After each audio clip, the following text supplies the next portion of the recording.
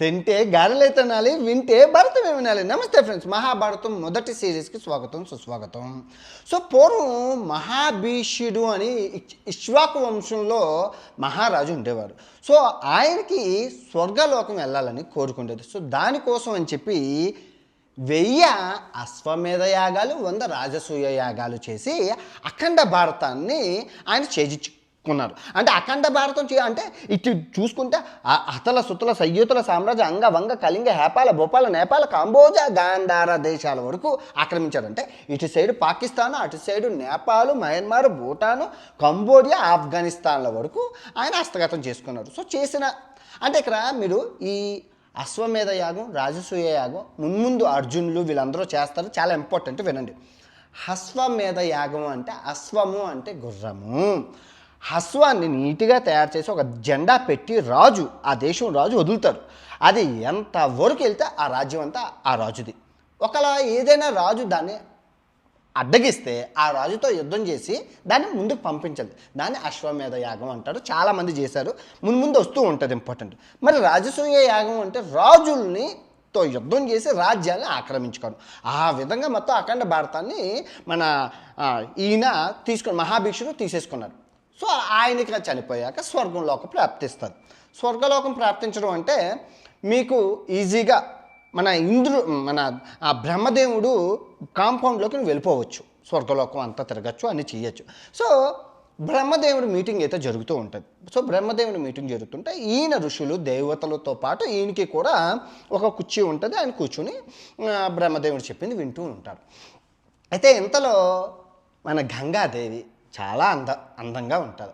ఆమె లోకాలన్నీ అలా వెళ్తున్నప్పుడు బ్రహ్మలోకం కనబడుతుంది.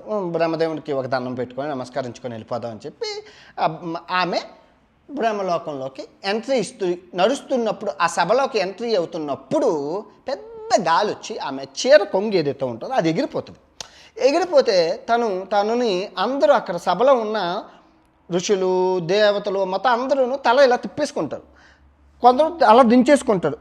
ఈ మహాభీషుడు మనిషే కదా, బ్రహ్మలోకంకి వెళ్ళినా కూడా ఆ కామ బుద్ధిని వదలలేకపోయాడు. ఆ కామ బుద్ధితో చూశాడు తనని, అలా చూస్తూ ఉండిపోయాడు.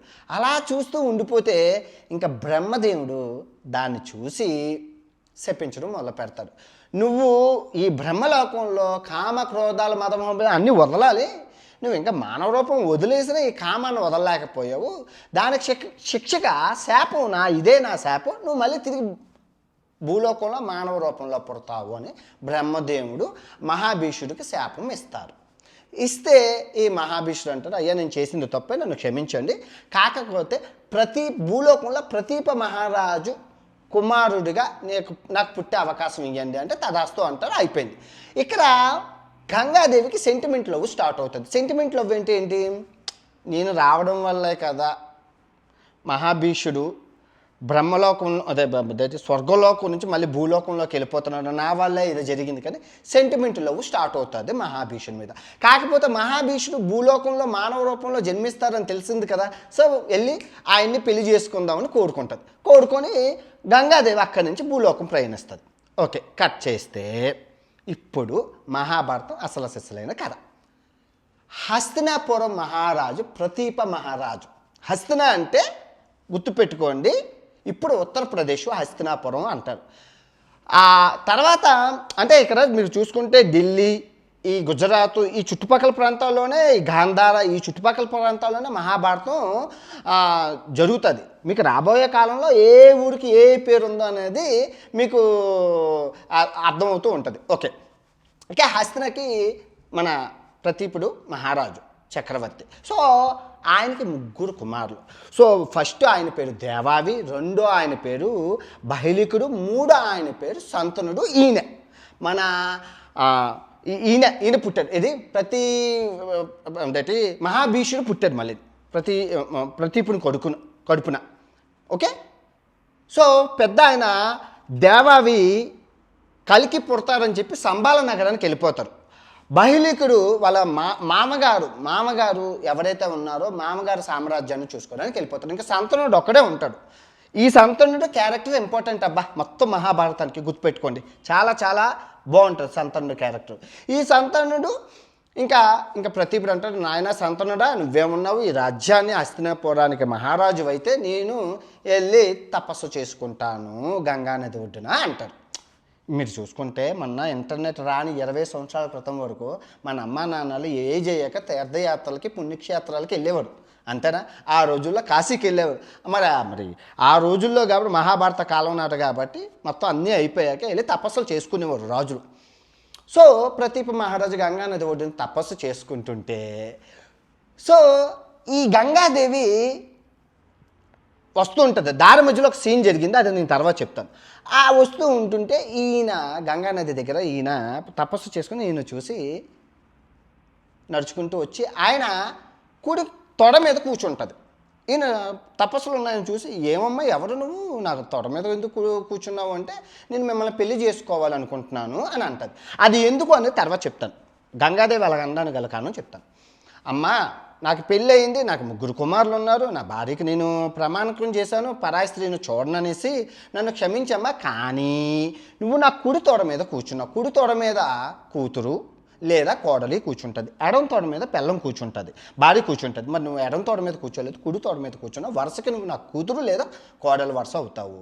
కానీ నన్ను నా రూపంతోనే నాలాగే ఉండే నా కొడుకున్నాడు, ఇది సంతనుడు, ఆయన్ని నువ్వు పెళ్లి చేసుకోవాలి, నీకు మాటిస్తున్నాను అంటాడు. అలాగే స్వామి అని చెప్పి అక్కడి నుంచి గంగాదేవి వెళ్ళిపోతుంది.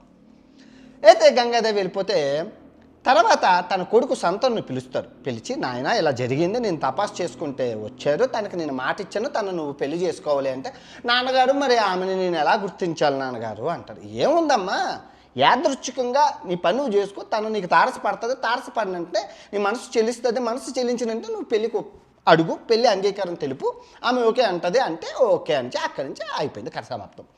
సో మన సంతనుడు అలా వెళ్తుంటాడు, గుర్రపు స్వారీలు గట్ట చేసుకుంటూ వెళ్తుంటే ఒకరోజు గంగా నది ఒడ్డున మన గంగాదేవి కనపడుతుంది. చూసినంటే మనోడికి, ఎందుకంటే గంగాదేవిది ఈ జన్మ కాదు, పూర్వజన్మ, ఇది మన కాలభైరవ, ఇది మన మగధీర టైప్ స్టోరీ. సో వెంటనే ఇంకా చూసినంటే లవ్ ప్రపోజల్ స్టార్ట్ చేస్తారు, నేను మిమ్మల్ని పెళ్లి చేసుకోవాలనుకుంటున్నాను అని చెప్పగానే మీరు చాలా అందంగా ఉన్నారు అనగానే, ఓకే గంగాదేవి కూడా తను తెలుసు కదా, తనకు అన్నీ తెలుసు ఎందుకంటే ఆమె దేవత కాబట్టి. అయితే అంటే తను ఒక కండిషన్ పెడుతుంది. ఎందుకు ఆ కండిషన్ పడుతుంది అనేది తర్వాత మీకు అర్థమవుతుంది. కండిషన్ ఏమని పెడుతుంది అంటే, నేను ఏం పని చేసినా అడ్డు చెప్పకూడదు, ఎందుకు ఏమిటి ఎలా అని ప్రశ్నించకూడదు. ఈ కండిషన్స్కి మీరు అగ్రీ అయితే, ఈ నియమాలకి మీరు ఓకే అంటే నేను మిమ్మల్ని పెళ్లి చేసుకుంటాను అని అంటుంది. ఇందులో ఏముంది, పిల్లని చెప్పిన మాట వింటే ఏమైపోదు అని ఓకే అంటాడు. ఎవరు, మన సంతనుడు. హ్యాపీగా అంగరంగ వైభవంగా పెళ్ళి అవుతుంది. పెళ్ళి అయిన వెంటనే మొదటి సంవత్సరం బాబు పుడతారు.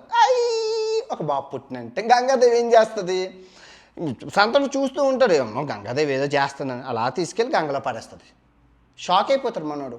మరి అరగకూడదు, అది తెలిపోతుంది పిల్ల, పోనీలే అని చెప్పి 2వ సంవత్సరం ఇంకో బాబు పుడతాడు. ఆ బాబుని తీసుకెళ్ళి గంగలో పాలు చేసేస్తుంది. 3వ సంవత్సరం బాబు పుడతాడు గంగపాలు, 4వ సంవత్సరం పుడతాడు గంగపాలు, 5వ సంవత్సరం గంగపాలు, 6వ సంవత్సరం గంగపాలు, 7వ సంవత్సరం గంగపాలు. ఏదో పిల్లలు పుడుతున్నారు, గంగపాలు చేసేస్తుంది గంగాదేవి, ఇది ఎక్కడ పిచ్చిదారా బాబు అని సంతనుడు ఏమనుకుంటాడంటే, ఇంకోసారి కనుక చేస్తే కనుక ఇంకా బాగోదని ఆ మనసులో అనుకుంటాడు. 8వ బిడ్డ పుడతాడు. 8వ బిడ్డ పుట్టి గంగపాలు చేయబోతుంటే మనోడు ఇంకా కోపం తట్టుకోలేక సంతనుడు, ఇదేం పని పిచ్చి పనే, ఏది పిల్లలను గంగపాలు చేస్తుంది, నీకు బుర్ర ఉందా అని అడిగితే, ఇంకా అక్కడ ఆ బిడ్డను పట్టుకొని, నువ్వు నాకు ఇచ్చిన మాటని నువ్వు ఇది చేసావు అని చెప్పి బిడ్డను పట్టుకుని మాయమైపోతుంది. సంతనుడికి అసలు షాకులో ఉంటాడు, అదేంటి పిల్లలు మాయమైపోయింది, పిల్లలు మాయమైపోయారు, ఇదేదో దేవకని స్టోరీలాగా ఉందని బాధపడుతుంటే, అప్పుడు చిరతలు కొట్టుకుంటూ నారాయణ నారాయణ అనుకుని నారదుడు వస్తాడు. స్వామి ఏంటి ఇదంటే, నాయన నువ్వు పూర్వజన్మలో మహాభీషుడు మహారాజువి, శివవంశంలో పుట్టావు, నువ్వు స్వర్గలోకంకి వెళ్ళాక అక్కడ బ్రహ్మదేవుడు నీకు శాపం ఇస్తారు, ఎందుకంటే ఈ గంగాదేవిని నువ్వు కామదృష్టితో చూడడం వల్ల, సో అందుకే నువ్వు మానవ రూపం దాల్చావు, ఇప్పుడు సంతానుడిగా పుట్టావు, గంగాదేవి నేను పెళ్లి చేసుకుంది. కానీ గంగాదేవి నేను వెతుక్కుంటూ వస్తున్నప్పుడు దారి మధ్యన అష్టవసువులు అనే 8 మంది బాధతో ఉన్నారు. గంగాదేవి వాళ్ళతో మాట్లాడింది. ఏంటంటే అష్టవసువులు అంటే మీకు విష్ణువు తెలుసు కదా, విష్ణువు దగ్గర అసిస్టెంట్స్, చాలా పవర్ఫుల్. విష్ణువుకి ఎంత శక్తులు ఉంటాయో ఈ అష్టవసువుల దగ్గర కూడా అన్ని పవర్స్ అవి ఉంటాయి. సో వాళ్ళు ఏం చేస్తారంటే వశిష్ఠ మహాముని దగ్గర కామధేనువు అనే ఆవు ఉంటుంది. కామధేనువు ఆవు ఉంటుంది. ఆవు దగ్గర అమృతం వస్తుంది. సో ఆ అమృతాన్ని దొంగలించడం కోసం ఈ అష్టవసువుల్లోనే ఒక ఆయన లాస్ట్ ఆయన బయలుదేరతాడు. సో మరి లాస్ట్ ఆయన వెళ్తే మిగతా 7 కూడా తానా అంటే తందానన్నా నీ వెనకతలు మేము ఉంటామని చెప్పి దొంగతనంలో పాల్పంచుకుంటారు. సో దొంగతనం చేసుకుంటూ మరి దేవతలు కదా ఆవును దొంగలించుకొని వెళ్ళిపోతున్నప్పుడు మరి వశిష్ఠ ఆ మహాముని ఏమైనా చిన్నవాడా చాలా పెద్ద ముని దూరదృష్టితో చూసి వాళ్ళందరికీ శాపం ఇస్తారు. శాపం ఇస్తే ఏమని ఇస్తారు, మీరు మానవులుగా పుడతారు అనేసి. మానవులుగా పుడతారని శాపమిస్తే మేము చూస్తే దేవతలము విష్ణుమూర్తికి అసిస్టెంట్లుగా పనిచేయాలి, మేము మానవులుగా పుడితే విష్ణుమూర్తిని ఎవరు చూసుకుంటారో ఆయనకి ఎవరు పని చేసి పెడతారు, నాకు ఈ శాప విమోచనం కలిగించండి అని అష్టవసువులు వేడుకుంటారు వశిష్ఠ మహామునిని.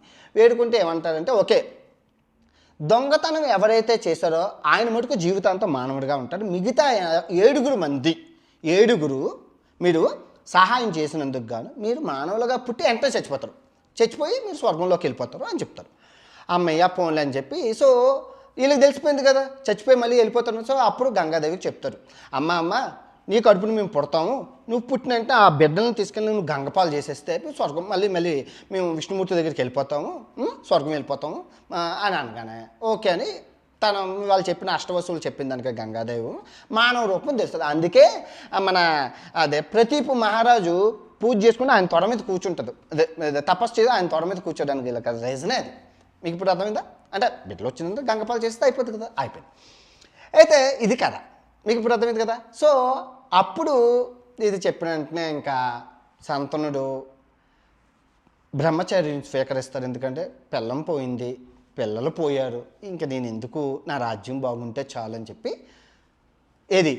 బ్రహ్మచర్యం పాటించి రాజ్యాన్ని హ్యాపీగా చూసుకుంటూ ఉంటారు. అయితే ఒకరోజు రాజవిహారం చేస్తున్నప్పుడు గంగా నది ఒడ్డున ఒక బాలుడు కరెక్ట్గా కట్ చేస్తే 17 సంవత్సరాల తర్వాత ఓ బాలుడు మంచి బాణాలతో గంగాదేవిని అటు ఇటు దారులు మళ్ళిస్తుంటాడు. గంగ అంటే ఎవరో కదా వాళ్ళ అమ్మతో ఆడుకుంటారు బాణం అన్నీ వేసుకుని అది చూసి దూరం నుంచి చూసిన ఎవరినైనా నువ్వు ఇంత బాణాలు ఎంత చేస్తున్నావు శత్రు ఎవరు అసలు నువ్వు అంటే అప్పుడు గంగాదేవి ప్రత్యక్షమయ్యి స్వామి ఇతను ఎవరో కాదు వశిష్ఠ మహాముని దగ్గర శిష్యుడు, పరశురాముడు ప్రియ శిష్యుడు, గాంధేయుడు, శంతనుడు, నీ పుత్రుడు సుపుత్రుడు మన దేవవ్రతుడు అని చెప్పి చెప్తాడు.